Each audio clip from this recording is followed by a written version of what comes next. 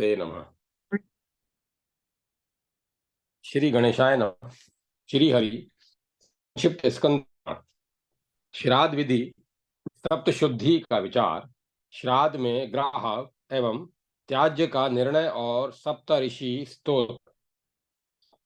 महादेव जी कहते हैं, अब मैं श्राद्ध की विधि बतलाता हूँ। श्राद्ध के एक दिन पहले अपस्वय होकर पितरों के प्रतिनिधि भूत ब्राह्मणों को निमंत्रित करें। आप लोग पितृ कार्य संपन्न करें और मुझ पर प्रसन्न हो। ब्राह्मणों को निमंत्रित करने के लिए अपनी जाति के विश्वस्त पुरुषों को भेजना चाहिए। बिना फटा हुआ वस्त्र पवित्र माना गया है। यदि मूर्ख ब्राह्मण अपने सामने ही रहता हो और गुणवान अपने से बहुत दूर बसता हो तो गुणवान को भी श्राद्ध का निमंत्रण देना चाहिए, परंतु मूर्ख को त्यागना नहीं चाहिए।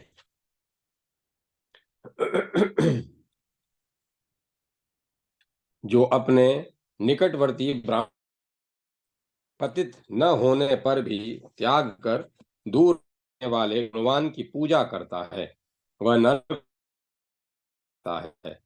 वेद और विद्या और व्रत में निष्त्राण श्रोत्रिय ब्राह्मण यदि घर पर आ जाए तो विधि पूर्वक उसका पूजन करके मनुष्य परम गति को प्राप्त होता है। दोनों संध्या जप भोजन दंत धावन पितृ कार्य देव कार्य मूत्रोत्सर्ग मनोत्सर्ग गुरु के समीप तथा यज्ञ, इन अवसरों पर जो रहता है वह स्वर्ग में जाता है। यदि जप में किसी तरह मौन भंग हो जाए तो वैष्णव मंत्र का उच्चारण और भगवान विष्णु का स्मरण करना चाहिए।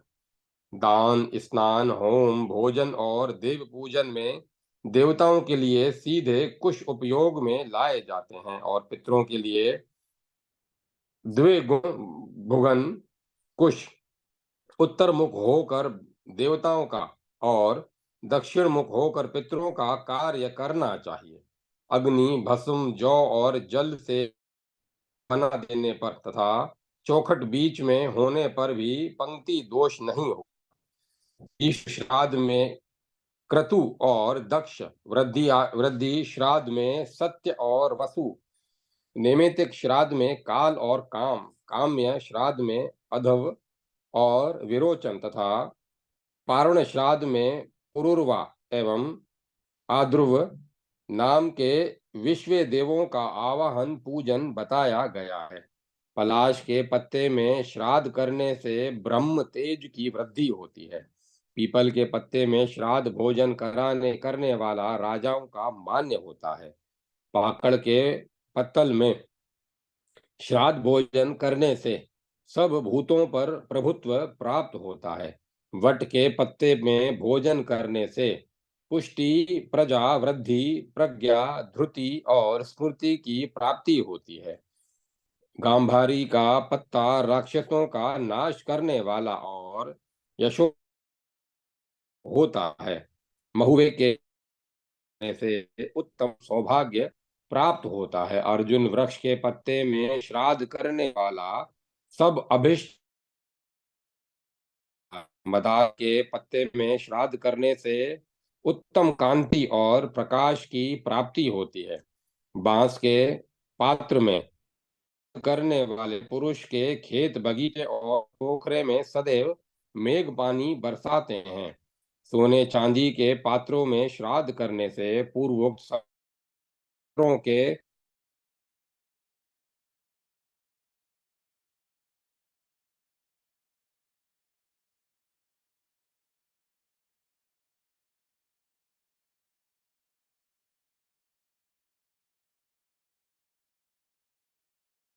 यक्षस्थ हैं। श्लेष्मातक श्लेष्मातक नतमाल्य केत सेमल नींबू और बहेड़ा, ये वृक्ष श्राद्ध कर्म में निंदित हैं। जहाँ अनिष्ट शब्द सुनाई पड़ते हों, जो बहुत रूखी और जीव जंतुओं से भरी हो तथा जहाँ दुर्गंध फैल रही हो, ऐसी भूमि को श्राद्ध कर्म में त्याग दें। अंग भंग कलिंग सिंधु का उत्तर तट तथा जहां आश्रम धर्म और वर्ण धर्म नष्ट हो गए हों, ऐसे देश यत्नपूर्वक श्राद्ध कर्म में त्याग देने योग्य हैं। ब्राह्मण सतयुग, क्षत्रिय त्रेता, वैश्य द्वापर और शूद्र कलयुग माना गया है। विद्वान पुरुष शुक्ल पक्ष के पूर्वाह्न में, कृष्ण पक्ष के उपराह्न में श्राद्ध करे। पितृ कार्य में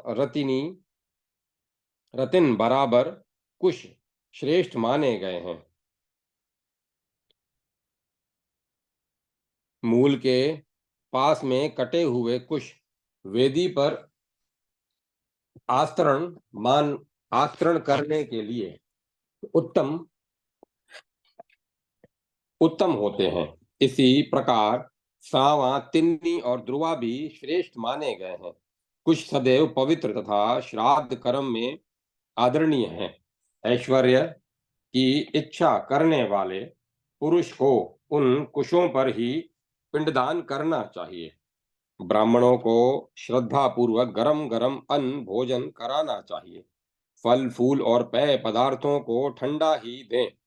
जो स्नेहवश ब्राह्मणों के हाथ में नमक या व्यंजन परोसता है अथवा लोहे के पात्र से परोसता है, उस भोजन को राक्षस खाते हैं। पितर उसे नहीं ग्रहण करते। ब्राह्मणों के पात्रों में चुपचाप अन्न परोसकर संकल्प करना चाहिए। करछुल आदि में जो अन्न हो, उससे उनका संबंध नहीं रहना चाहिए। जो ब्राह्मण सुअर की भांति पात्र में मुंह लगाकर चप चप करते हुए खाता है अथवा जो हाथ में ही भोजन रखकर उसी में मुंह लगाता है तथा जो भोजन के समय बातचीत करता है, उसके खाए हुए अन्न को पितर नहीं ग्रहण करते।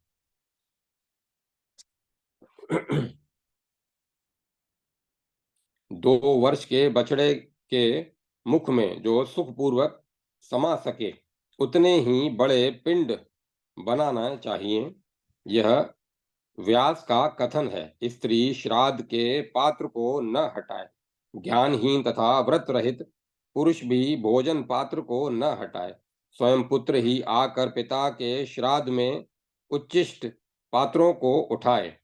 3 पिंडों में से एक को तो जल में डुबो दे, दूसरा पत्नी को दे दे और तीसरे को अग्नि में होम दे। इस प्रकार पिंडों की यह त्रिविध गति है।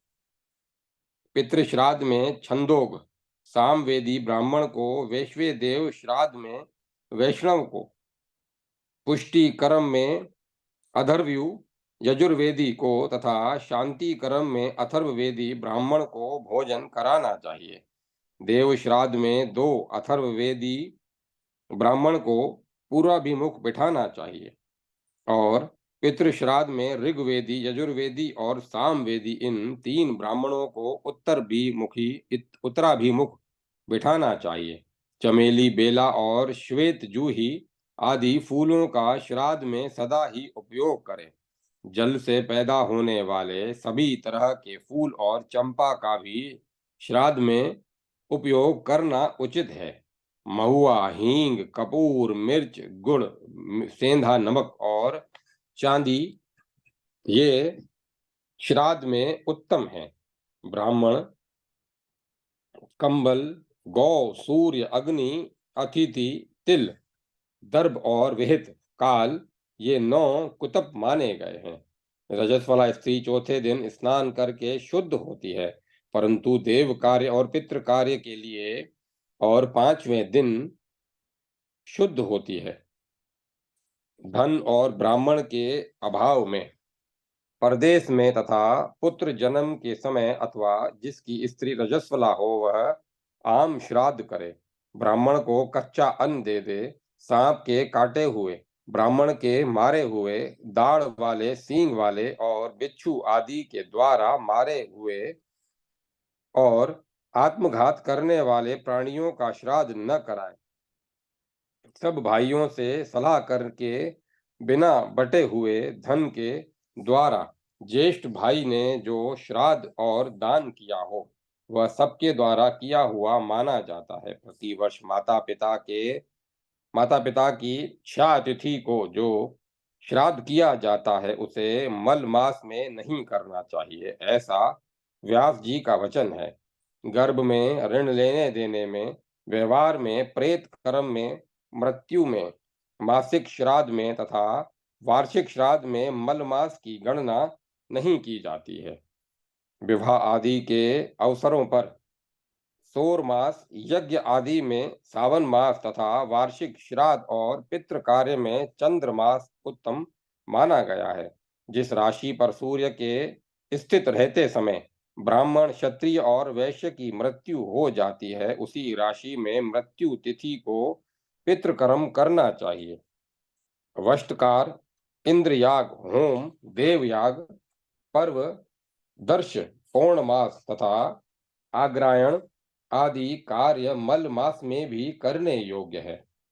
अग्नायाधान, प्रतिष्ठा, यज्ञ, दान, व्रत, वेद व्रत, वृक्षोत्सर्ग, चूड़ाकर्म तथा मांगलिक अभिषेक भी मल मास में न करें। नित्य नियमित कर्मों को मल मास में यत्न पूर्वक करना चाहिए। इसी प्रकार तीर्थ स्नान, गजशय्या स्नान और प्रेत श्राद्ध भी मल मास में अवश्य करने योग्य हैं। जहाँ भोजन करने वाले भाई बंधु और सगोत्र पुरुष नहीं उपलब्ध होते और अंत्यज आदि से श्राद्ध भूमि घिर जाती है, वहाँ यह सब राक्षसी श्राद्ध का लक्षण है। जो स्वयं श्राद्ध करके दूसरे के श्राद्ध में विह्वल होकर भोजन करता है, उसके पितर पिंड और तर्पण के लुप्त हो जाने से नरक में गिरते हैं। यज्ञ और श्राद्ध के लिए न्यायपूर्वक ब्राह्मण को निमंत्रण देकर जो किसी प्रकार उसे छोड़ देता है, वह पापात्मा सूकर योनि को प्राप्त होता है। देव श्राद्ध अथवा पितृ श्राद्ध में जब अशौच हो जाए, तब उसकी निवृत्ति होने पर ब्राह्मणों को श्राद्ध का दान देना चाहिए। श्राद्ध की समाप्ति होने पर ब्राह्मणों से आशीर्वाद लेना चाहिए। इससे दीर्घायु की प्राप्ति होती है। पहले ब्राह्मण के हाथ में जल देकर इस प्रकार प्रार्थना करें: अपाम मध्यये आदि देवता जल के भीतर निवास करते हैं। सब कुछ जल में ही प्रतिष्ठित है। ब्राह्मण के हाथ में रखा हुआ जल हमारे लिए कल्याणकारी हो। तत्पश्चात ब्राह्मण के हाथ में फूल देकर इस प्रकार प्रार्थना करें: लक्ष्मी फूलों में निवास करती है, लक्ष्मी कमल में निवास करती है और लक्ष्मी चंद्रमा में वास करती है। मेरा मन सदा प्रसन्न रहे। तदंतर ब्राह्मण के हाथ में अक्षत देकर प्रार्थना करें: मेरा पुण्य अक्षय हो, मुझे शांति, पुष्टि और धृति प्राप्त हो। लोक में जो कल्याणकारी वस्तुएं हैं, वे सदा मुझे मिलती रहें। इसके बाद ब्राह्मण को दक्षिणा देकर प्रार्थना करें: दक्षिणा सर्वत्र रक्षा करे और हमारे पास दान करने के लिए बहुत सामग्री हो। सभी प्रार्थनाओं के उत्तर में ब्राह्मण एवमस्तु कहकर उनका अनुमोदन करे और यजमान मस्तक झुकाकर ब्राह्मण के आशीर्वाद को शिरोधार्य करे। भोग की इच्छा रखने वाला पुरुष पिंड को सदा अग्नि में डाले। संतान की प्राप्ति के लिए मध्यम पिंड मंत्रोच्चारण पूर्वक पत्नी को दे दें। उत्तम कांति चाहे तो सदा गौओं को ही पिंड खिला दे। यदि प्रज्ञा, यश और कीर्ति की अभिलाषा हो तो सदा पिंड को जल में ही डाल दे। दीर्घ आयु की चाह हो तो सब पिंड कौओं को खिला दे। कार्तिकेय जी के लोक में जाने की अभिलाषा हो तो मुर्गे को खिलाए अथवा दक्षिण दिशा की ओर मुख करके सब पिंड आकाश में ही फेंक दे, क्योंकि आकाश और दक्षिण दिशा पितरों के स्थान है। चंद्र ग्रहण के सिवा और कभी रात्रि में श्राद्ध न करें। चंद्र ग्रहण का दर्शन होने पर शीघ्र सर्वस्व लगाकर भी रात्रि में श्राद्ध करें। ग्रहण के समय श्राद्ध न करने वाला कष्ट पाता है, और जो श्राद्ध करता है वह अपने पाप से उसे उसी प्रकार तर जाता है जैसे जहाज समुद्र के पार होता है। काला उड़द, तिल, जौ, अघनी का चावल, महायव, विहिर विहिर्यव तथा काले और सफेद तिल श्राद्ध कर्म में सदा ग्रह हैं। बेल, आंवला, मुनक्का, कटहल, आमड़ा, अनार, केला, सामिक, साग और मूंग आदि वस्तुएं श्राद्ध कर्म में उत्तम मानी गई हैं। मसूर, सौंफ और कुसुम्ब के फूल श्राद्ध में सदैव वर्जित हैं। लहसुन, गाजर, प्याज, पिंड मूल, मोरठ और बड़ी मूली ये सब श्राद्ध में वर्जित हैं। इनके संपर्क से श्राद्ध व्यर्थ हो जाता है और दाता नरक में पड़ता है। प्रातः काल से लेकर संध्या तक 15 मुहूर्त होते हैं।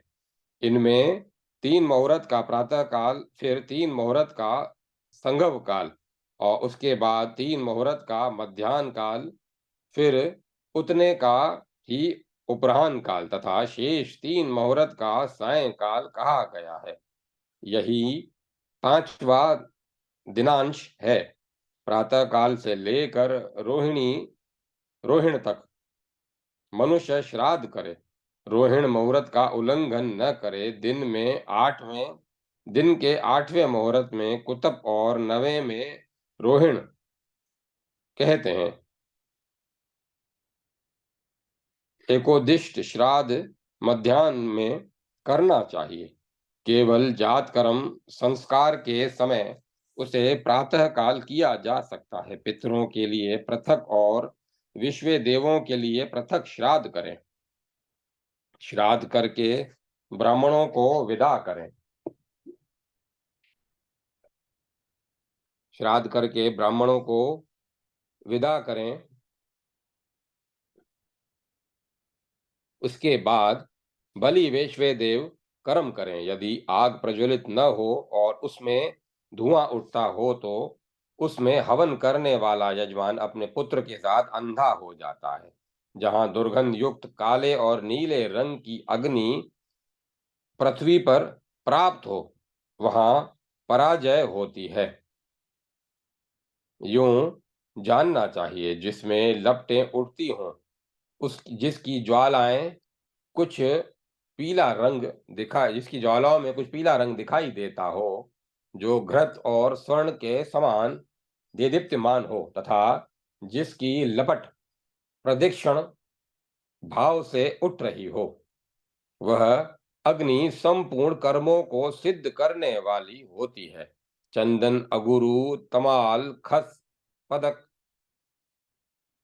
पद्मक, धूप, गूगल तथा लोहवान की धूप श्रेष्ठ मानी गई है। कमल, उत्पल, सुगंधित फूल और तथा श्वेत रंग के पुष्प श्राद्ध में श्रेष्ठ माने गए हैं। जो सुमना, झिंटी, रतक और कुरटक ये सभी फूल श्राद्ध कर्म में सदैव वर्जित हैं। सोने, चांदी और तांबे के पात्र पितरों के पात्र कहे जाते हैं। श्राद्ध में चांदी की चर्चा और दर्शन भी पुण्यदायक हैं। चांदी का समीप होना दर्शन अथवा दान राक्षसों का विनाश करने वाला, यशोदायक तथा पितरों को तारने वाला होता है। अब मैं अमृत मंत्र का उपदेश करता हूँ। देवताभ्याम इत्यादि देवता, पितर, महायोगी, स्वधा और स्वाहा इन सब को नित्य बारंबार नमस्कार है। श्राद्ध के आदि और अंत में इस मंत्र का 3 बार जप करना चाहिए। ब्राह्मणों द्वारा सदैव पूजित होने पर यह मंत्र अश्वमेध यज्ञ का फल देता है। पिंडदान के समय भी एकाग्र चित्त होकर इस मंत्र को जपें, इससे पितर प्रसन्न होते हैं तथा राक्षस भाग जाते हैं। अब मैं सप्तऋषि स्तोत्र कहता हूं जो मूर्ति रहित और मूर्तिमान है, जिनका तेज सब और उदीप्त है, जो सर्वत्र व्यापक और दिव्य दृष्टि वाले हैं। उन पितरों को मैं सदा नमस्कार करता हूँ, जो इंद्र आदि देवताओं तथा दक्ष और कश्यप के भी नेता हैं, एवं सप्तऋषियों और पितरों के भी नायक हैं।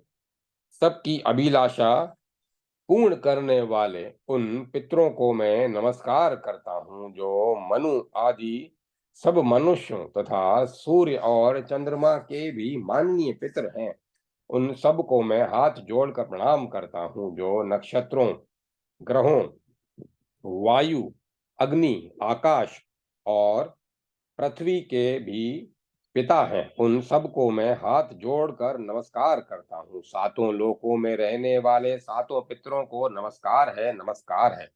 योग दृष्टि वाले स्वयंभू ब्रह्मा को नमस्कार करते हैं।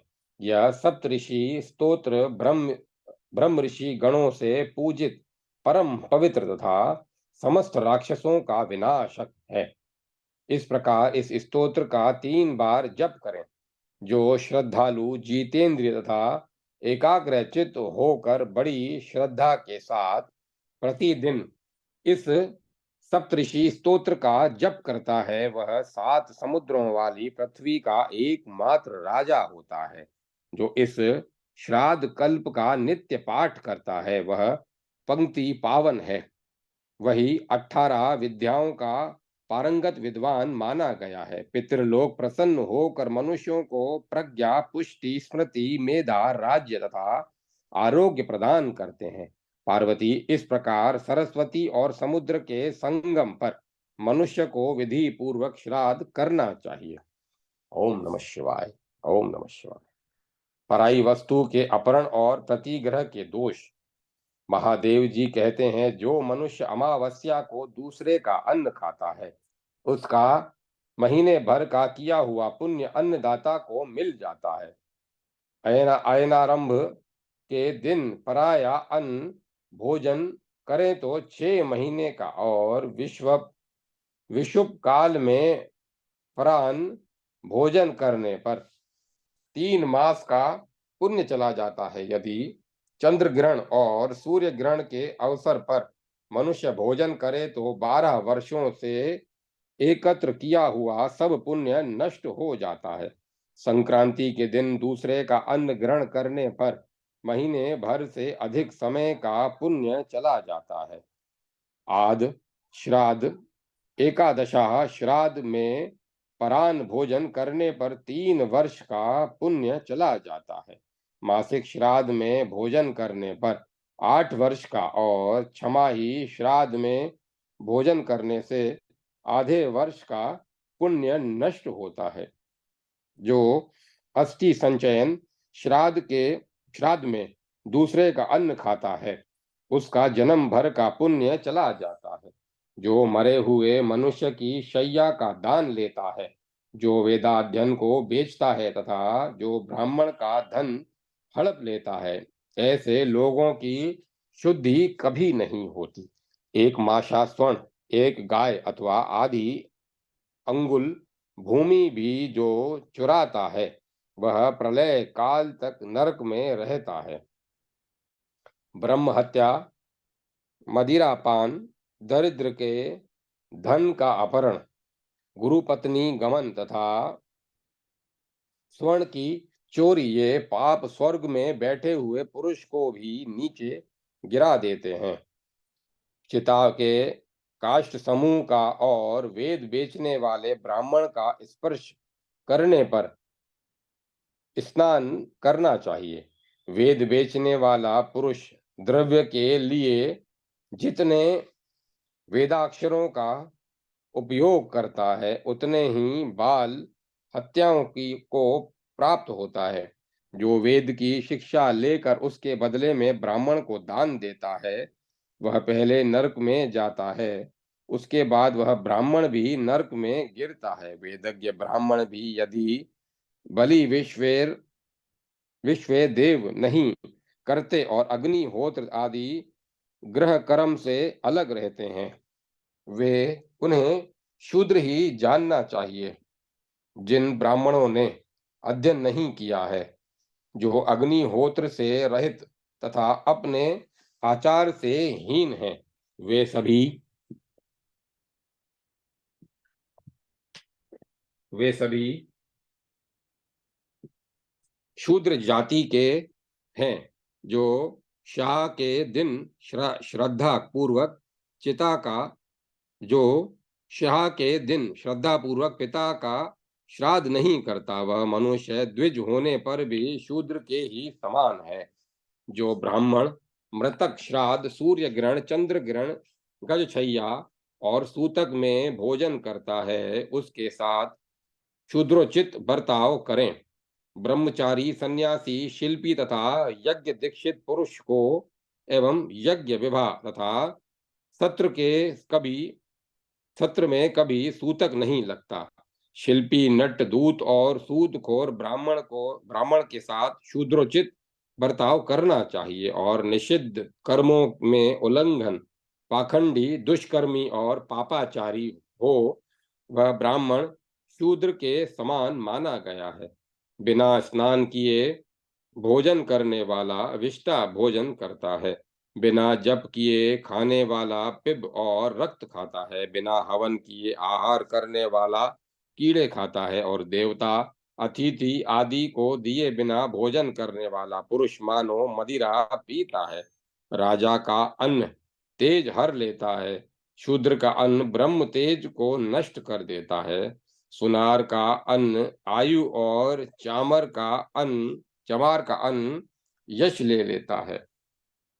कारीगर का अन्न संतान का नाश करता है, धोबी का अन्न बल को क्षीण करता है। किसी समूह या संस्था का अन्न तथा वेश्या का अन्न स्वर्ग आदि पुण्य लोकों से भ्रष्ट कर देता है।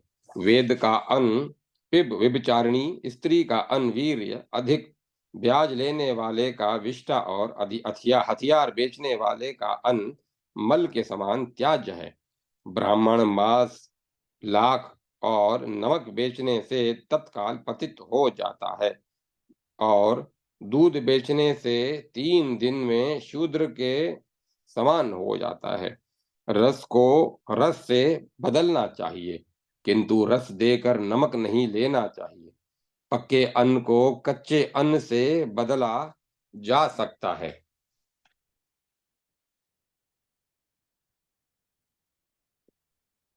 तिल को उसी के बराबर धान्य से बदलना चाहिए। जो ब्राह्मण तिलों से भोजन, उबटन और दान से भिन्न कोई दूसरा व्यापार आदि कर्म करता है, वह कीड़ा होकर अपने पितरों के साथ कुत्ते की विष्ठा में डूबता है। पुआ, स्वर्ण, गौ, घोड़ा, पृथ्वी और तिल का दान लेने वाला ब्राह्मण यदि विद्वान न हो तो वह उसे ग्रहण करके काष्ठ की भांति जल जाता है। दान में लिया हुआ स्वर्ण आयु का तथा रत्न अपने शरीर, पुत्र, पौत्र, परपौत्र, दोहित्र तथा कुल में होने वाले अन्य पुरुषों का नाश कर देता है। 5 योजन के भीतर भी यदि अपने गुरु का आगमन सुनाई पड़े तो उनकी उपेक्षा न करें। मनुष्य सदा सत्पात्रों को ही दान दे।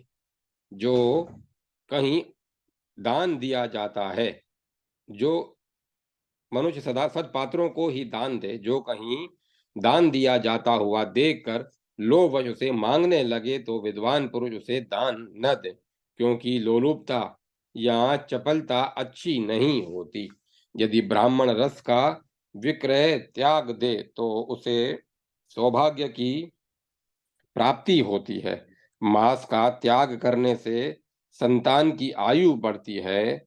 चीर और वल्कल धारण करने से वस्त्र और आभूषण प्राप्त होते हैं।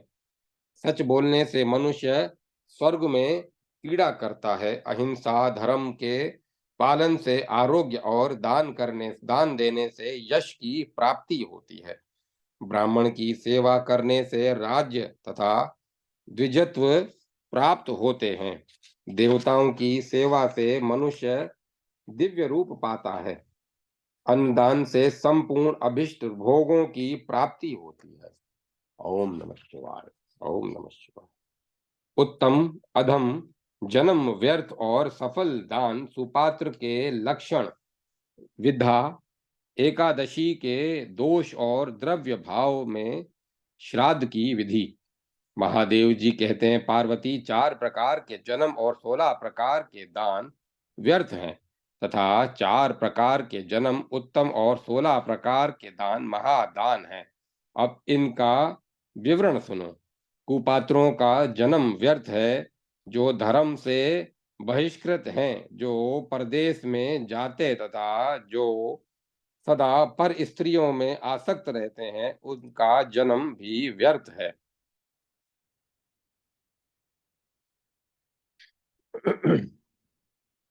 जो दूसरे के यहाँ भोजन करते हैं और पर स्त्री लंपट हैं, उनको दिया हुआ दान व्यर्थ है। एक बार देने से इनकार करके फिर जो दान दिया जाता है वह भी व्यर्थ है। आरुण पतित सन्यासी होकर फिर ग्रस्त होने वाले को दिया हुआ दान तथा न्यायो अन्याय उपार्जित धन का दान भी व्यर्थ है। ब्रह्म हत्यारे, पतित, चोर, गुरु को प्रसन्न न रखने वाले, कृतघ्न, ग्राम पुरोहित, अधम, ब्राह्मण, शूद्रा, स्त्री से संबंध रखने वाले ब्राह्मण, वेद विक्रेता, जिसकी स्त्री का किसी जार पुरुष से संबंध हो तथा जो स्त्री के अधीन रहता हो, ऐसे ब्राह्मण को दिए हुए दान असफल होते हैं। इस तरह ये 16 प्रकार के दान व्यर्थ हैं। अब जिनका जन्म उत्तम है, उनका परिचय सुनो। जो अपने माता पिता के उत्तम पुत्र हैं, सदा धर्म में तत्पर रहते हैं, परदेश में नहीं जाते और पराई स्त्रियों से विमुख हैं, इन 4 प्रकार के मानवों का जन्म श्रेष्ठ है। गौ, स्वर्ण, चांदी, रत्न, विद्या, तिल, कन्या, हाथी, घोड़ा, शैया, वस्त्र, भूमि, अन्न, दूध, छत्र तथा आवश्यक सामग्रियों सहित ग्रह, इन 16 प्रकार की वस्तुओं के दान को महादान कहते हैं।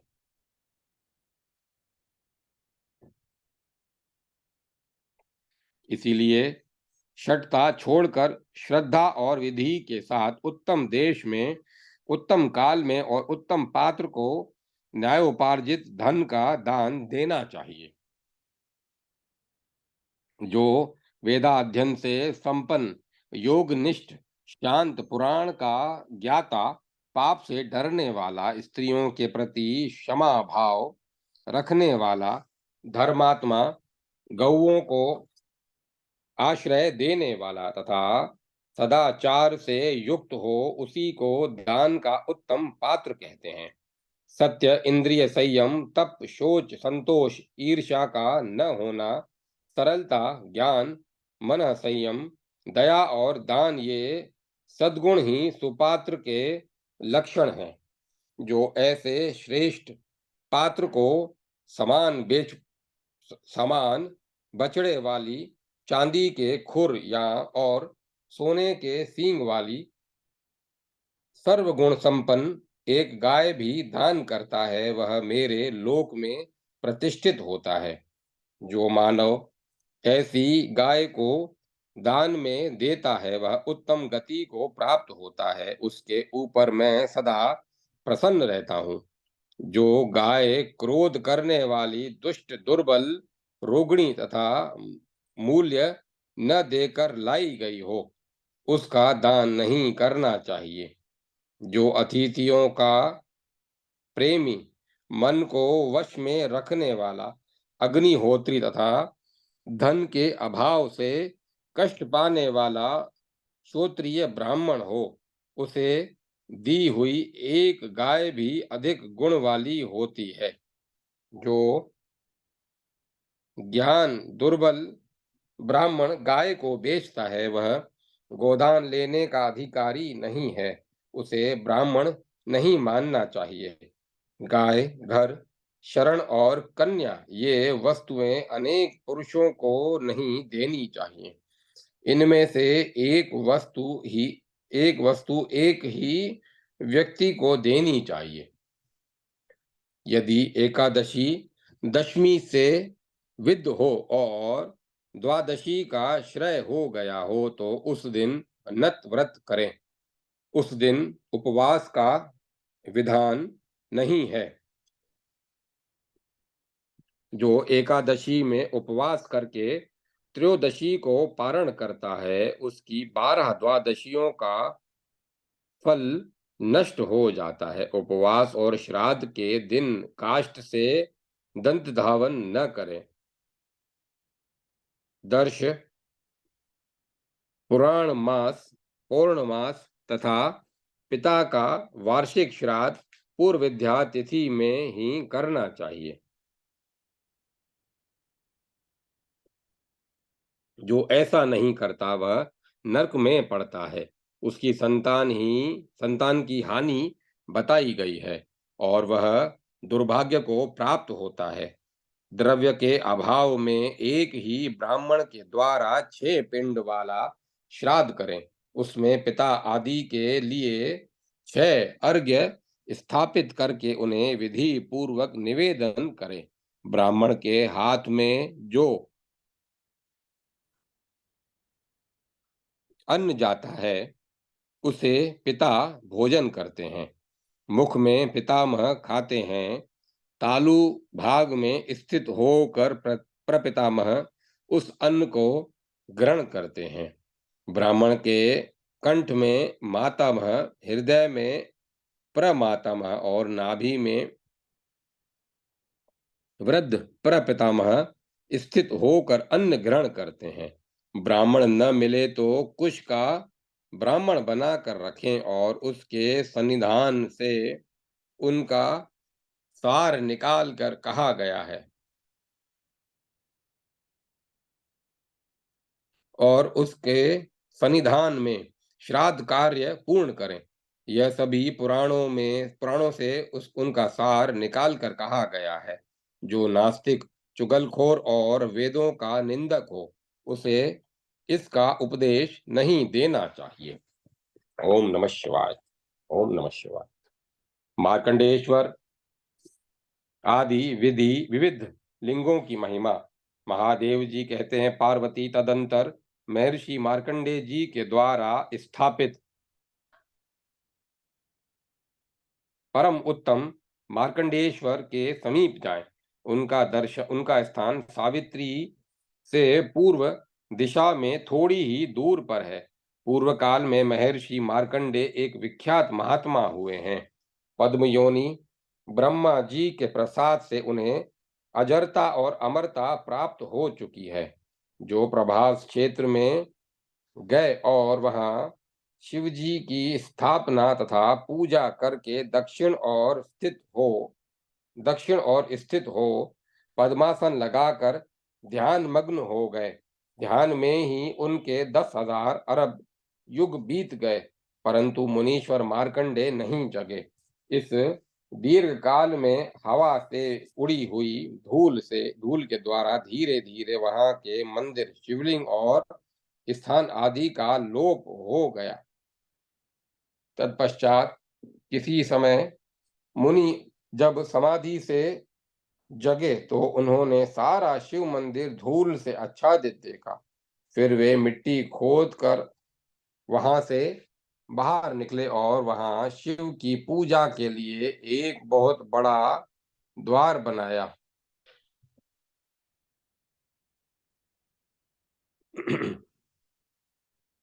जो मनुष्य उसमें प्रवेश करके वहां भगवान शिव का पूजन करता है, वह मेरे परम धाम को प्राप्त होता है। मार्कंडेश्वर से उत्तर दिशा में 5 धनुष की दूरी पर पुलस्तेश्वर का स्थान है। उनका दर्शन और पूजन करके मनुष्य अपने 7 जन्मों का पाप नष्ट कर डालता है।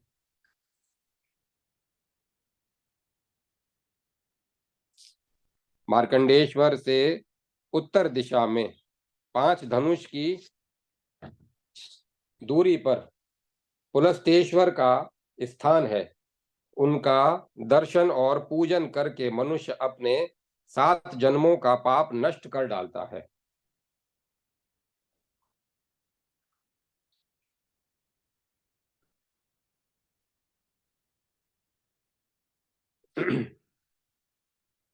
वहां से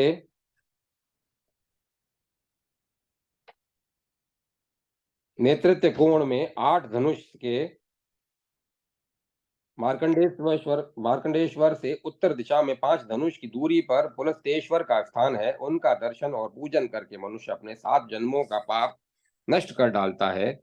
वहां से नेतृत्व कोण में 8 धनुष के अनंत अंतर पर कृत्वीश्वर शिव हैं। उनका भक्ति भाव से पूजन करना चाहिए। वे बड़े बड़े यज्ञों के फल देने वाले हैं। उनका दर्शन करके मानव पुंडरीक यज्ञ का फल पाता है। उसे 7 जन्मों तक दरिद्रता और दुख की प्राप्ति नहीं होती। कृतीश्वर से पूर्व दिशा में 16 धनुष दूर कश्यपेश्वर लिंग है, जो महापातकों का नाश करने वाला है। कश्यपेश्वर का दर्शन करके मनुष्य धनवान और पुत्रवान होता है तथा सब पातकों से मुक्त हो जाता है। कश्यपेश्वर से ईशान कोण में 8 धनुष दूर कौशिकेश्वर शिव है, जो बड़े बड़े पातकों का नाश करने वाले हैं। उनका दर्शन पूजन करके मानव मनोवांछित फल पाता है। मार्कंडेश्वर से 20 धनुष दक्षिण और कुमार कार्तिकेय द्वारा स्थापित लिंग है। उसके आगे एक कूप है। उसमें स्नान करके जो कुमारेश्वर शिव का पूजन करता है, वह सब पातकों से मुक्त होकर स्वामी कार्तिकेय जी के लोक में जाता है। मार्कंडेश्वर से उत्तर दिशा में 15 धनुष दूर गौतमेश्वर नामक उत्तम लिंग है। उस लिंग की विधि पूर्वक पूजा करके मनुष्य 5 पातकों से छूट जाता है। वहां से पश्चिम भाग में 16 धनुष पर देवराजेश्वर लिंग है, जिसकी स्थापना देवराज इंद्र ने की है। जो मनुष्य उनका पूजन करता है, वह सब पातकों से मुक्त हो जाता है। वहीं पर मनु जी के द्वारा स्थापित मानवेश्वर लिंग है। जो उसकी पूजा करता है, वह पातकों से मुक्त होता है। सब लोग शिवमय हैं और सब कुछ शिव में ही प्रतिष्ठित है। इसीलिए जो मानव कल्याण चाहे, वह भगवान शिव के ही नामों का जप करे। ब्रह्मा आदि सब देवता, राजा, महर्षि, मनुष्य और मुनि, ये सभी लोग शिवलिंग का पूजन करते हैं। शिव की ही शिवलिंग की स्थापना करने वाला मानव ब्रह्म हत्या, बाल हत्या और अन्य पातकों का शिवजी के तेज से नाश करता है। वहां से दक्षिण दिशा में वृषभेश्वरेश्वर वृषभजेश्वर नामक शिव हैं। वे ही अव्यक्त अविनाशी अक्षर ब्रह्म हैं, जिससे परे कुछ भी नहीं है। उनका न आदि है न अंत है। योगी गम्य हैं, सर्वाचरमय हैं, बुद्धि से ग्रहण करने योग्य तथा निरामय हैं। उनके सब और हाथ पैर नेत्र सिर और मुख हैं। उन्हीं को मृण और स्थाणु आदि नामों से पुकारते हैं। राजा मरुत, प्रथु, भरत, शशविंदु, गय, शिबी, राम, अम्बरीश, मानधाता, तिलिप, भागीरथ, सुहोत्र, रंती देव, ययाति और सगर ये भाग्यशाली राजा प्रभास क्षेत्र में आए और वृषभेश्वर यज्ञों द्वारा आराधना करके स्वर्ग लोक में चले गए। देवी, ये मैं सच कहता हूँ, हित की बात कहता हूँ और बार बार इसको दोहराता हूँ। इस विनाशील असार संसार में केवल शिव की आराधना ही सार है। जिसने भगवान शिव का दर्शन किया है वह धन्य है। ओम नमः शिवाय। ओम नमः शिवाय। गौतम और प्रेत का संवाद, प्रेतों का उद्धार तथा प्रेत तीर्थ की उत्पत्ति। महादेव जी कहते हैं, पूर्व काल की बात है, उत्तम व्रत का पालन करने वाले महर्षि गौतम भृगु कच्छ से प्रभास क्षेत्र में आए। वे परम पवित्र उत्तरायण में श्री सोमनाथ जी का दर्शन करने की इच्छा से वहां पधारे थे। सोमेश्वर का दर्शन और तथा संपूर्ण तीर्थों में स्नान करके गौतम जी प्रभास में ही तीर्थ भ्रमण करने लगे। घूमते घूमते गात्रेच्छिद तीर्थ में गए। उसकी सीमा पर पहुंचते ही उन्हें वैष्णव वन दिखाई दिया, जो भगवान विष्णु को बहुत ही प्रिय है। उस वन में 100 धनुष तक फैला हुआ पुरुषोत्तम क्षेत्र है। वहां सीमा पर पहुंचकर उन्होंने महाभयंकर विशालकाय 5 प्रेतों को देखा, जो बड़े बड़े वृक्षों पर बैठे हुए थे। उनके केश ऊपर की ओर उठे हुए थे। उन प्रेतों को देखकर वे भय से थर्रा उठे। फिर फिर भी धैर्य धारण करके देर तक कुछ सोच विचार कर उन्होंने पूछा, अहो, यह विकराल देह धारण करने वाले तुम लोग कौन हो? प्रेतों ने कहा, महामना, हम लोग प्रेत हैं और इस तीर्थ को श्रेष्ठ एवं पुण्यमय सुनकर बहुत दूर से यहाँ आए हैं।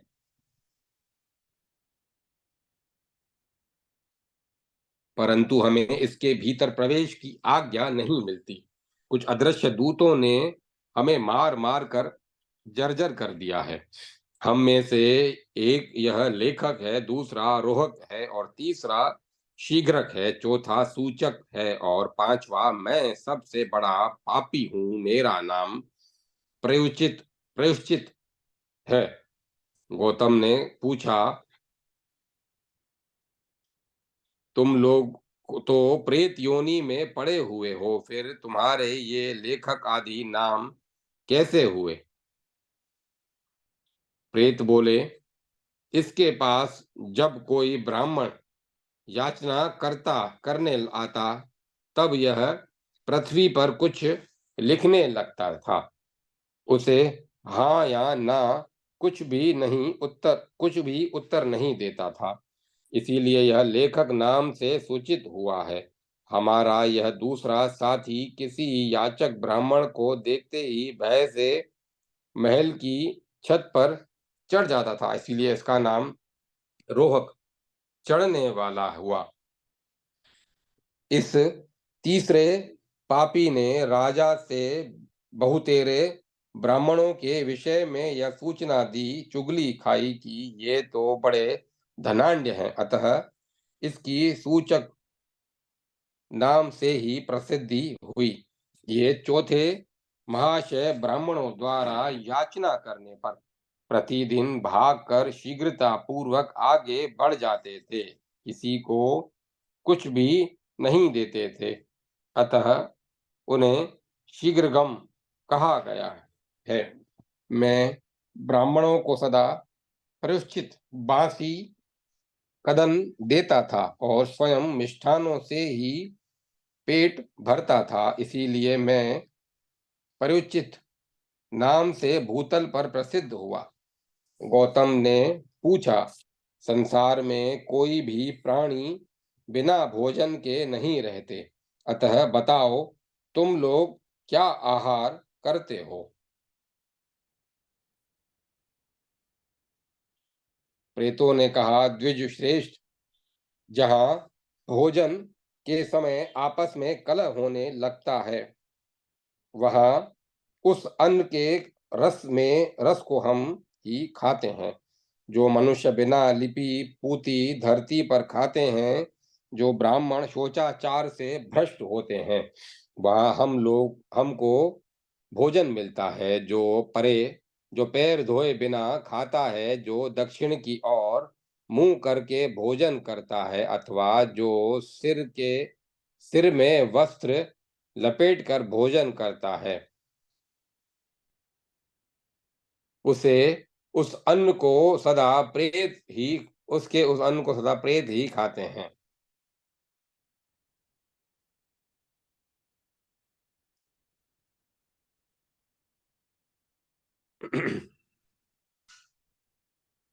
जहां रजस्वला स्त्री, चांडाल और सूअर श्राद्ध के अन्न पर दृष्टि डाल देते हैं, वह अन्न हम प्रेतों का ही भोजन होता है। जिस घर में सदा जूठन पड़ा रहे, निरंतर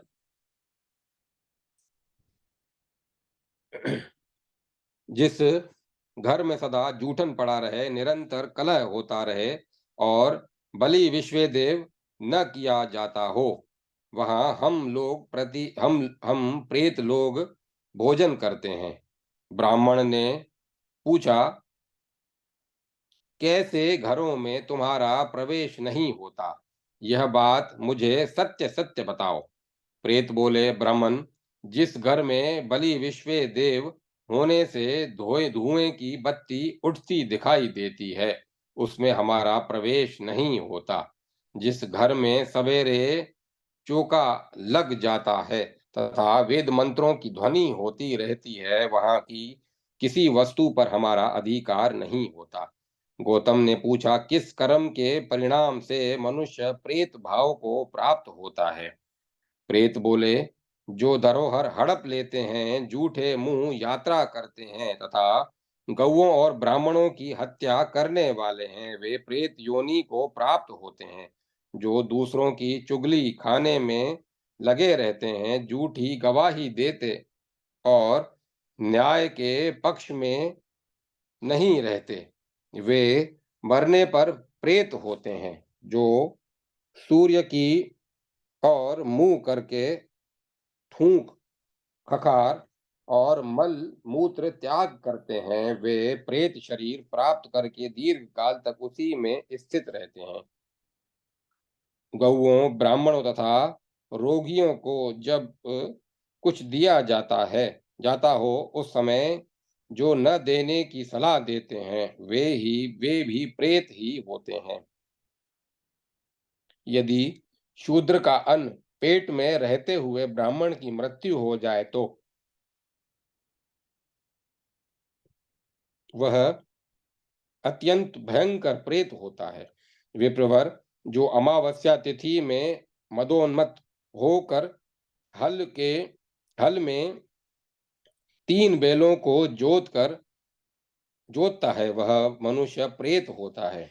जो विश्वासघाती, ब्रह्म हत्यारा, स्त्री वध करने वाला, गौ घाती, गुरु घाती और पितृ हत्या करने वाला है, वह मनुष्य भी प्रेत होता है। मरने पर जिसके लिए 16 एकोद्दिष्ट नहीं किए गए हैं, उसका भी प्रेत योनि उसको भी प्रेत योनि की प्राप्ति होती है। गौतम ने पूछा, किस कर्म के परिणाम से मनुष्य प्रेत योनि में नहीं पड़ता, वह सब मुझसे कहो। प्रेतों ने कहा, जो तीर्थ यात्रा में तत्पर, देव पूजा परायण तथा सदा ब्राह्मण भक्त रहता है, वह प्रेत नहीं होता। जो प्रतिदिन शास्त्र सुनता, नित्य पंडितों की सेवा करता और वृद्ध पुरुषों से अपना संदेह पूछता है, वह प्रेत नहीं होता। जो पवित्र गया तीर्थ में जाकर श्राद्ध करता है, उसके वंश में कोई प्रेत नहीं होता। इसीलिए हम बड़ी दूर से यहाँ शीघ्रता पूर्वक आए हैं, परंतु इस पुण्य क्षेत्र में प्रवेश नहीं कर पाते। इस प्रेत शरीर से हमारा मन खिन्न हो गया है। महाभाप ही प्रयत्न करके हम लोगों के आश्रय होइए। गौतम ने पूछा, तुम्हारा उद्धार किस प्रकार होगा? प्रेत बोले, प्रभु आप वैष्णव क्षेत्र में जाकर हमारे नाम और गोत्र का उच्चारण करके श्राद्ध कीजिए, इससे हमारी मुक्ति हो जाएगी। यह सुनकर दयार्थ गौतम ने वैष्णव क्षेत्र में जाकर उन सबों के लिए पृथक पृथक श्राद्ध किया। वे जिस जिसका श्राद्ध करते थे वह रात्रि को स्वप्न में आकर दर्शन देता और कहता, विप्रवर आपके प्रसाद से मैं प्रेत योनि से मुक्त हो गया, आपका कल्याण हो। अब मैं जाता हूँ, मेरे लिए विमान उपस्थित हुआ है। यूं कहकर प्रत्येक प्रेत चल देता था। इस प्रकार उन्होंने 4 प्रेतों का तो उद्धार कर दिया। 5वें दिन उन्होंने प्रायश्चित के लिए विधि पूर्वक श्राद्ध किया। तदंतर रात को स्वप्न में उन्हें प्रायश्चित दिखाई दिया, जो लंबी लंबी सांसें खींचता हुआ दीनतापूर्ण वाणी में बोल रहा था, विप्रवर मुझ भाग्यहीन पापी का उद्धार नहीं हुआ। मेरे द्वारा यही सबसे बड़ा पाप हुआ यही सबसे बड़ा पाप हुआ कि मैंने धन बढ़ाया। गौतम ने पूछा, प्रेत तुम्हारा उद्धार अब किस प्रकार होगा? अब शीघ्र बताओ। परीक्षित बोला, ब्राह्मण आप मेरा पुनः श्राद्ध कीजिए। उसके यूं कहने पर गौतम ने उसके लिए उत्तरायण में पुनः श्राद्ध किया। तदंतर रात को स्वप्न में उसने आकर दर्शन दिया और कहा, विप्रवर मैं आपके प्रसाद से प्रेत योनि से छूट गया, आपका कल्याण हो। मैं जाता हूँ, मुझे देवत्व प्राप्त हुआ है, अतः मुझ में वर देने की शक्ति आ गई है। इसीलिए मुझसे कोई शुभ वर ग्रहण कीजिए, क्योंकि ब्रह्म हत्यारे, शराबी, चोर तथा व्रत भंग करने वाले पुरुषों के लिए साधु पुरुषों ने प्रायश्चित बताया है, किंतु कृतघ्न के लिए कोई भी प्रायश्चित नहीं बतलाया गया है। गौतम ने कहा, यदि तुम मुझे वर देने में समर्थ हो तो जिस स्थान में मैंने तुम सब प्रेतों को देखा है वहां मैं आश्रम बनाकर तपस्या करूंगा। वहां जो मनुष्य भक्ति पूर्वक स्नान और देवताओं का तर्पण करके पितरों के उद्देश्य से विधिवत श्राद्ध करे, वह आपके प्रसाद से कभी प्रेत योनि में न आए, उसके वंश में भी कभी कोई प्रेत न हो। परीक्षित बोला, विप्रवर तुम यह वहां जाकर आश्रम बनाओ, इससे तुम्हें उत्तम सिद्धि प्राप्त होगी। जो मानव श्रद्धा भक्ति से यहाँ श्राद्ध करता है,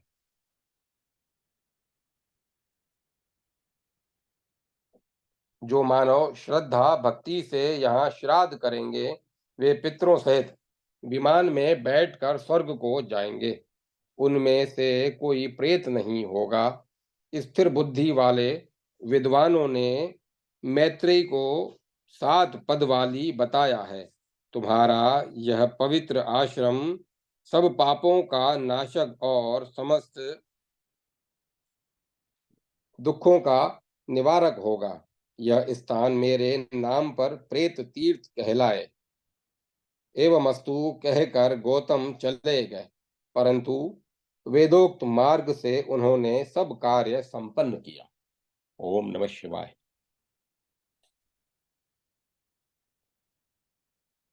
नरकेश्वर का महात्म्य। महादेव जी कहते हैं, पार्वती इंद्रेश्वर से उत्तर दिशा में समस्त पापों का नाश करने वाले नरकेश्वर देव विराजमान हैं। प्राचीन काल की बात है, भूतल में विख्यात मथुरा नाम की नगरी में देव शर्मा नामक एक विद्वान ब्राह्मण रहता था, जो अगस्त्य गोत्र में उत्पन्न तथा दरिद्रता से पीड़ित था। उस नगर में उसी रूप और अवस्था से युक्त एक दूसरा ही वेदज्ञ ब्राह्मण था, जो उसी गोत्र में उत्पन्न हुआ था। नाम भी उसका वही था। किसी समय यमराज ने अपने दूत से कहा, तुम मथुरापुरी में जाओ और देव शर्मा को ले आओ। दूत गया और नाम की समानता से 10 उस दरिद्र पीड़ित देव शर्मा को ले आया। उसे देखकर यमराज ने कहा, विप्रवर, आप शीघ्र लौट जाइए। दूत नाम की समानता से तुम्हें ले आया है। ब्राह्मण बोले, भगवन, मैं घर नहीं लौटूंगा। जीवन भर की दरिद्रता से वहां भी मैं तंग आ गया हूं। अब जो शेष आयु है उसे यहाँ आपके समीप ही बिता दूंगा। यमराज बोले, ब्राह्मण, यहाँ कोई असमय में नहीं आता और समय पूरा होने पर कोई पृथ्वी पर क्षण भर भी जीवित नहीं रहता। पृथ्वी पर न कोई क्षण भर भी जीवित रहता है। पृथ्वी पर न कोई मेरा मित्र है और न शत्रु। यदि उसका समय पूरा नहीं हुआ है तो सैकड़ों बाणों से घायल होने पर भी मनुष्य की मृत्यु नहीं होती, और आयु पूर्ण हो जाने पर कुशाग्र से भिंदने पर भी वह जीवित नहीं रहता।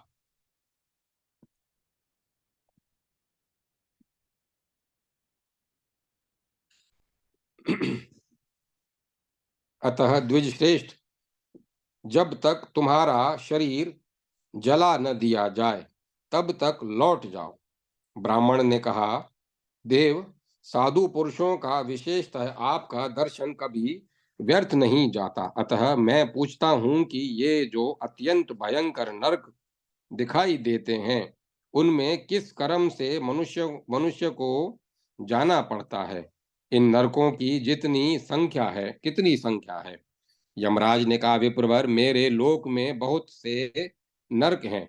उनमें से कुछ प्रधान हैं और कुछ उन्हीं उन्हीं की शाखाएं हैं, जिनको तुम मेरे सेवकों द्वारा यंत्र में पीड़ित देख रहे हो। ये पापी और कृतघ्न हैं। इन्होंने आसक्त होकर पराई स्त्रियों पर कुदृष्टि डाली है, और जिन्हें तुम कुंभी पाक में डाला हुआ देखते हो, वे सब झूठी गवाही देने वाले घूसखोर हैं। ये जो लोहे के तपाए हुए खंभों का आलिंगन कर रहे हैं, उन दुरात्माओं ने पराई स्त्रियों के साथ रमण किया है। जो दुष्ट, घोघाती और देवताओं और ब्राह्मणों के निंदक रहे हैं, वे ही ये कुठार से काटे जाते हैं, जिन्हें सियार, भेड़िए और लोहमुख जंतु खा रहे हैं। तथा ये जो भूख से पीड़ित होकर अपना ही मांस खाते हैं, इन्होंने कभी अन्न दान नहीं किया है। जो लोग सदा गौओं और ब्राह्मणों के विनाश के लिए यत्नशील रहे हैं, वे ही ये रक्त, पिप और चर्बी भीषण भक्षण कर रहे हैं। इसी प्रकार विविध पापों का फल भोग करना कराने के लिए भिन्न भिन्न नरक हैं। जो प्रभास क्षेत्र में जाकर नरकेश्वर शिव का दर्शन करता है, उसे कभी नरक नहीं देखना पड़ता। नरकेश्वर की स्थापना स्वयं मैंने की है।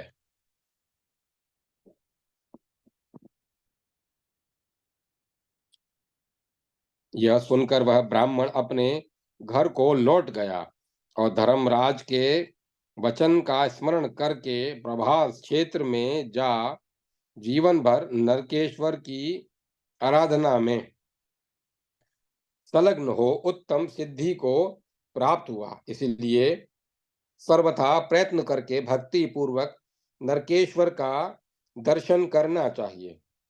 अतिपातकों से युक्त मनुष्य भी उनके दर्शन से नरक में नहीं पड़ता है। अश्वनी कृष्णा चतुर्थी चतुर्दशी को जो वहां विधि पूर्वक श्राद्ध करता है वह अश्वमेध यज्ञ का फल पाता है। ओम नमः शिवाय। ओम नमः शिवाय।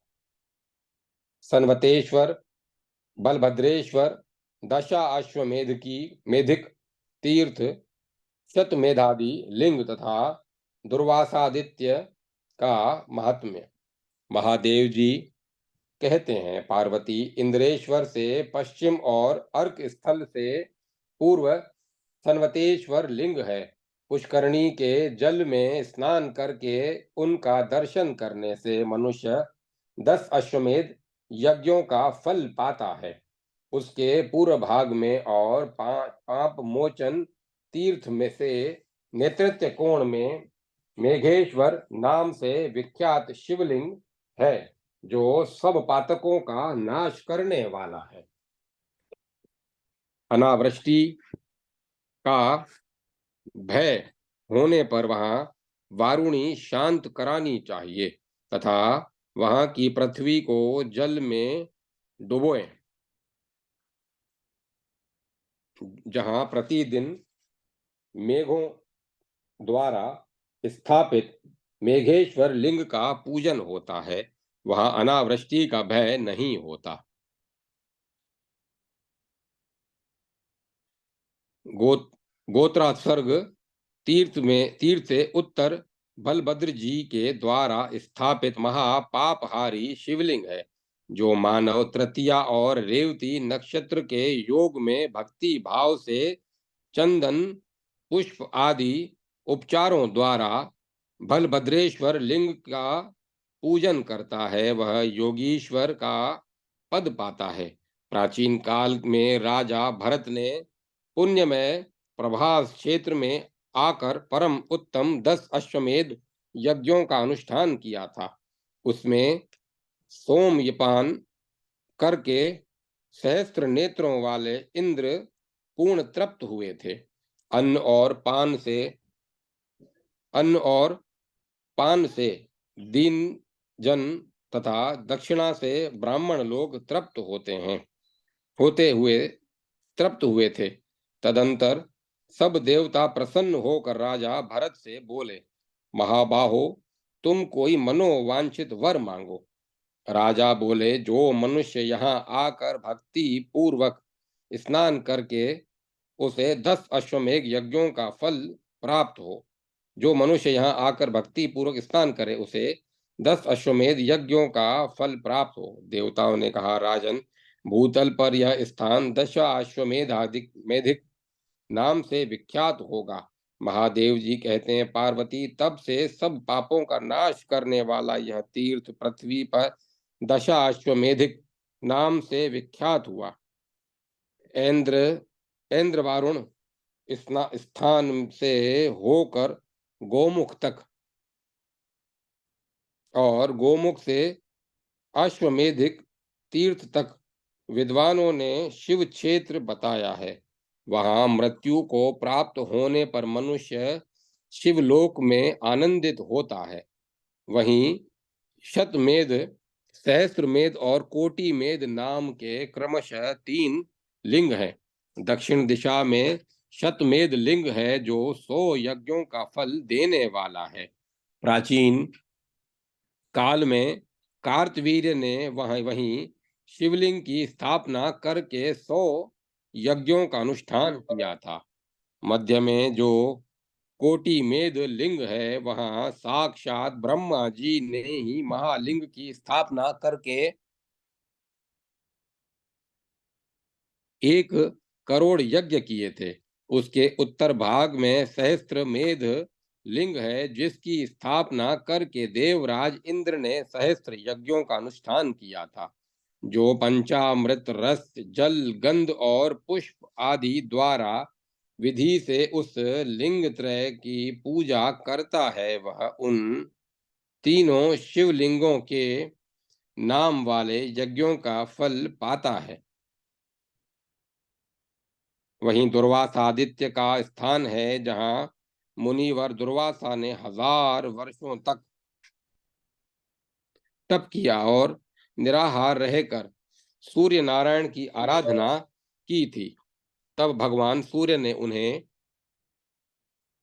प्रत्यक्ष दर्शन देकर कहा, सुव्रत वर मांगो। दुर्वासा जी बोले, भगवन, यहाँ मेरे द्वारा आपकी जो सुंदर प्रतिमा स्थापित की गई है, उसमें आप जब तक निवास करें तब तक यह पृथ्वी स्थिर है। आपकी पुत्री यमुना जी भी यहाँ रहें और आपके महाबली पुत्र धर्मराज जी भी यहाँ निवास करें।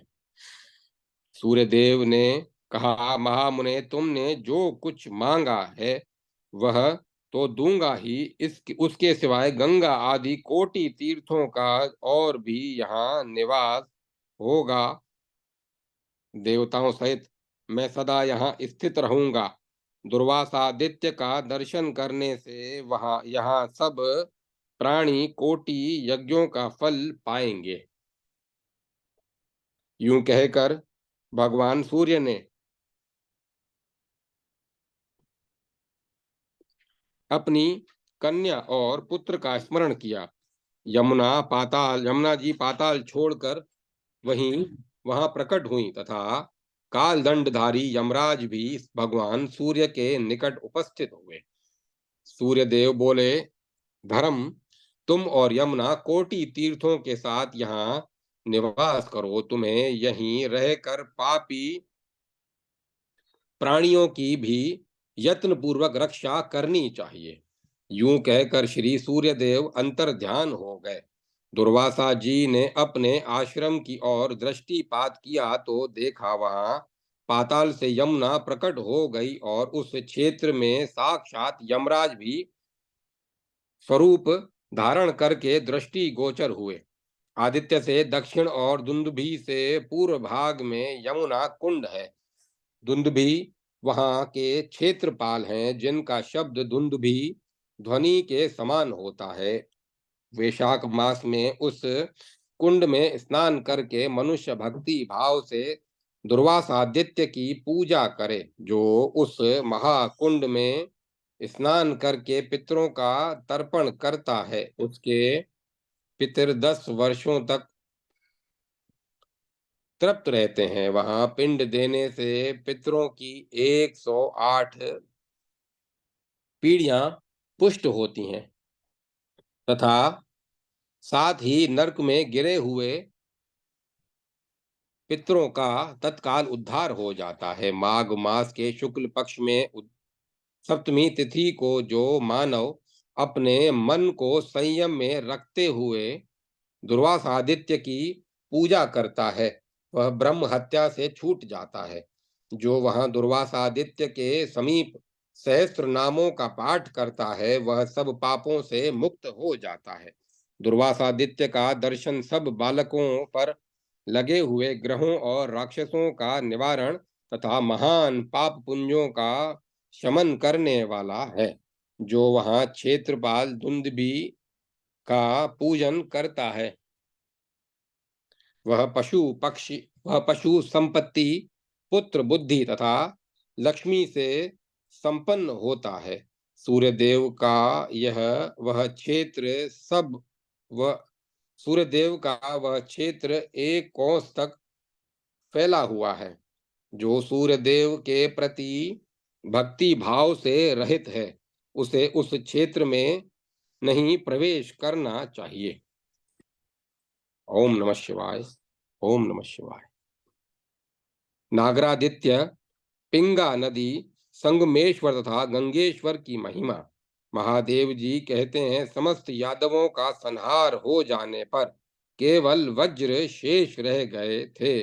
वे अपनी आयु के शेष भाग में अपने पुत्र महध्वलक यादवों को के राज्य पर अभिषिक्त करके प्रभास क्षेत्र में आए। यहाँ उन्होंने एक शिवलिंग स्थापित किया जो वज्रेश्वर नाम से प्रसिद्ध हुआ। राजा वज्र ने नारद जी के उपदेश से दीर्घ काल तक पाप नाशक प्रभास क्षेत्र में तपस्या की और परम सिद्धि को प्राप्त किया।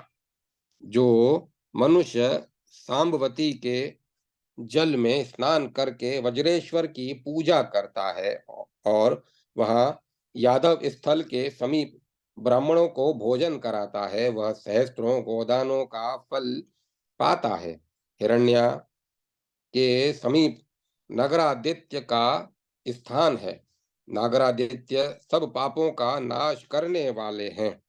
द्वारका में विघ्न के पुत्र सत्राजीत हो गए हैं।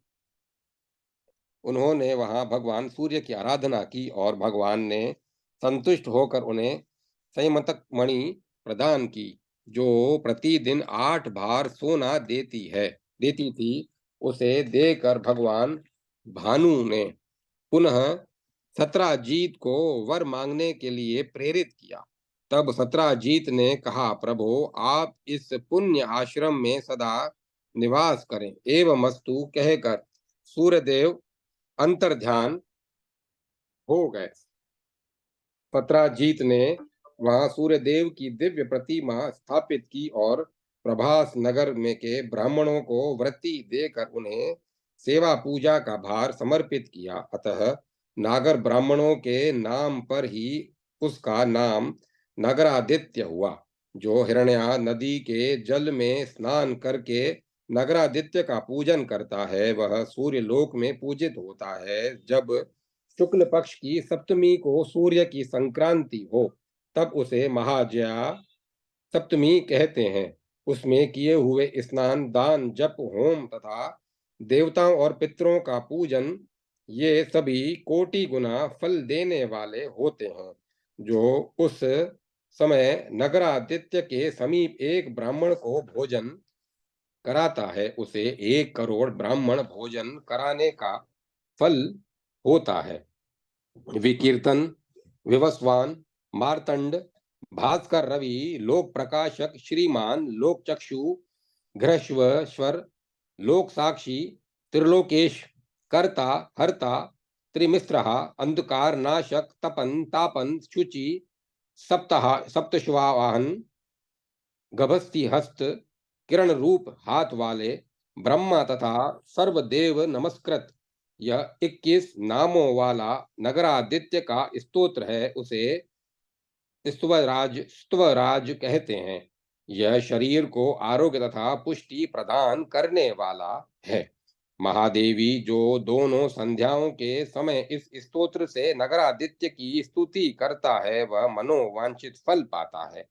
ऋषि तीर्थ से पश्चिम पातकों का नाश करने वाली पिंगा नदी है, जो समुद्र में मिली है। उसके जल का स्पर्श करने से मनुष्य रूपवान होता है। एक समय दक्षिण भारत के रहने वाले कुछ महर्षि सोमनाथ जी का दर्शन करने की इच्छा से प्रभास क्षेत्र में आए और एक नदी के किनारे ठहर गए। वे काले रंग के और कुरूप थे, किंतु वहां स्नान आदि करने से कामदेव के समान रूपवान हो गए। तब उन सब ने आश्चर्यचकित होकर कहा, इसमें स्नान करके हम सब लोग पिंगल गौर वर्ण को प्राप्त हुए हैं, इसलिए आज से इसका नाम पिंगा होगा। जो लोग भक्ति पूर्वक इसमें स्नान करेंगे, उनके वंश में कोई कुरूप न होगा। पिंगा के दर्शन से मनुष्य को पितृमेध यज्ञ का फल प्राप्त होगा।